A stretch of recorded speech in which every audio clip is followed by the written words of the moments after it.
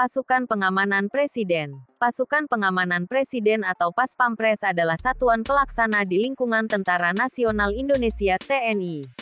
Personil Paspampres berasal dari prajurit pilihan seperti Kopassus, Raider Kostrad, Marinir, Yontai 5, Denjaka, Kopaska dan Kopashas, dan Bravo 90, yang setiap prajurit atau anggotanya dipilih dari yang terbaik dari segi fisik, mental, intelijensi, postur, untuk bertugas menjaga keamanan Presiden Republik Indonesia beserta keluarga. Paspampres lahir spontan bersama dengan proklamasi kemerdekaan Republik Indonesia sama halnya dengan kelahiran TNI dan Polri. Ketika kemerdekaan Republik Indonesia diproklamasikan, terlihat adanya para pemuda pejuang yang berperan mengamankan Presiden. Para pemuda yang berasal dari Kesatuan Tokomu Kosakutai berperan sebagai pengawal pribadi. Dan para pemuda eks-peta pembela tanah air, berperan sebagai pengawal istana. Situasi keamanan pada awal kemerdekaan Republik Indonesia sangat memprihatinkan. Di beberapa daerah terjadi pertempuran sebagai respon atas keinginan penjajah Belanda dengan bantuan tentara sekutu untuk menduduki kembali negara kesatuan Republik Indonesia. Ketika keselamatan Presiden mulai terancam dengan didudukinya Jakarta oleh Belanda pada tanggal 3 Januari tahun 1946.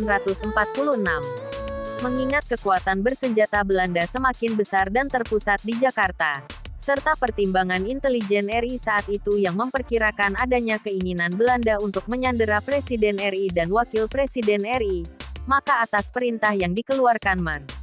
Pringgodikdo selaku Sekretaris Negara, diputuskan untuk melaksanakan operasi penyelamatan pimpinan nasional yang dikenal dengan istilah hijrah ke Yogyakarta. Pada pelaksanaan penyelamatan ini telah ditampilkan kerjasama unsur-unsur pengamanan Presiden RI yang terdiri dari beberapa kelompok pejuang. Ada kelompok yang menyiapkan kereta api luar biasa KLB, ada yang mengamankan rute Jakarta, Yogyakarta. Ada pula yang menyelenggarakan pengamanan di titik keberangkatan yang terletak di belakang kediaman Presiden Soekarno di Jalan Pegangsaan Timur nomor 56, Jakarta. Secara rahasia KLB ini diberangkatkan pada tanggal 3 Januari tahun 1946 sore hari menjelang gelap dan keesokan harinya tanggal 4 Januari tahun 1946 tiba di Yogyakarta. Setibanya di Yogyakarta, Presiden RI menetap di bekas rumah Gubernur Belanda di Jalan Malioboro, depan Benteng Vredenburg. Sedangkan Wakil Presiden RI bertempat tinggal di Jalan Reksobayan nomor 4 Yogyakarta. Dalam pelaksanaan operasi penyelamatan saat itu telah terjadi kerjasama antara kelompok pengamanan yang terdiri dari unsur TNI dan Polri. Untuk mengenang keberhasilan menyelamatkan Presiden Republik Indonesia yang baru pertama kalinya dilaksanakan tersebut, maka tanggal 3 Januari tahun 1946 dipilih sebagai Hari Bakti Paspampres. Sejarah mencatat bahwa telah terjadi beberapa kali percobaan pembunuhan terhadap Presiden Soekarno yang berhasil dicegah dan digagalkan.